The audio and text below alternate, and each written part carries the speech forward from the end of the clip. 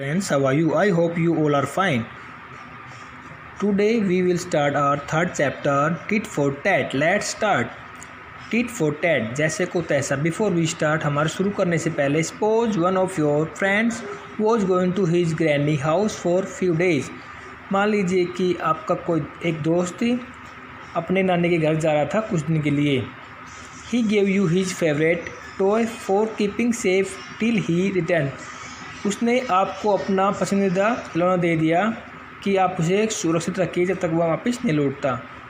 While your friend was not in town, जबकि आपका दोस्त कस्बे में नहीं था. You played with it and you liked it very much. आप इस खिलौने के साथ खेले और उसे आपने इस खिलौने को आपने बहुत पसंद किया. When he returned, he asked you to give his toy back. What would you do? जब वो वापस लौटा तो उसने अपना खिलौना वापस मांगा. What would you do? आप क्या करोगे? A. You would not return it and make excuses. आप इसे नहीं लौटाएंगे और बहाने बनाएंगे. You would return it immediately. आप इसे तुरंत लौटा देंगे. C. You would pay him money for his toy but would not return it. आप इस पैसे के खिलौने दे देंगे परंतु इसे लौटाएंगे नहीं. Let's read the story.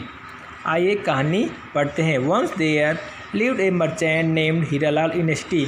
एक बार एक शहर में हीरालाल नाम का एक व्यापारी रहता था. He was once a rich man but he got a big loss in his business. वह कभी बहुत ही अमीर आदमी होता था परंतु उसे उसके व्यापार में बहुत अधिक नुकसान हो गया. He turned into a poor man. और वह गरीब आदमी बन गया. The time and situation were not in his favor. समय और स्थिति उसके पक्ष में नहीं थी.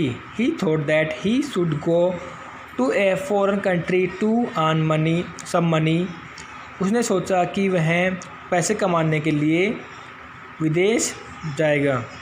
He sold whatever he possessed to repay his debts and started preparing to go to foreign country. उसने जो बेचना था वो बेच दिया उसका अपना ऋण चुकाने के लिए और विदेश जाने की तैयारी करने लगा. The only thing that he did not sell was heavy iron beam weighing about 100 kilograms. वो एक चीज़ थी जो उसने नहीं बेची, वो थी लगभग 100 किलो की लोहे की कड़ी. Before leaving for the foreign country, he went to meet his best friend Mahendra was very sad to know about his friend's misery. विदेश जाने से पहले वह अपने दोस्त महेंद्र से मिलने चला गया.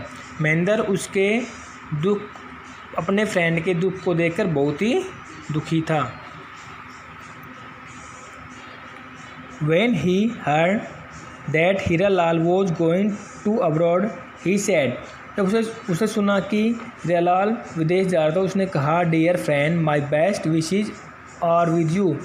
प्रिय मित्र मेरी शुभकामनाएं तुम्हारे साथ है. Please tell me if there is any one in which I can help you.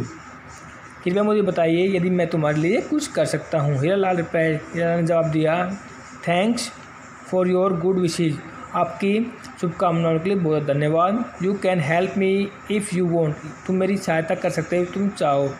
How can I help you. मैं कैसे तुम्हारी सहायता कर सकता हूँ. माई फ्रेंड मेरे मित्र. आस्ट महेंद्र ने पूछा. हीरालाल सेड. हीरालाल ने कहा, I have a very heavy iron beam which I can not take with me. मेरे पास एक बहुत ही भारी लोहे की कड़ी है जिसे मैं अपने साथ नहीं ले जा सकता.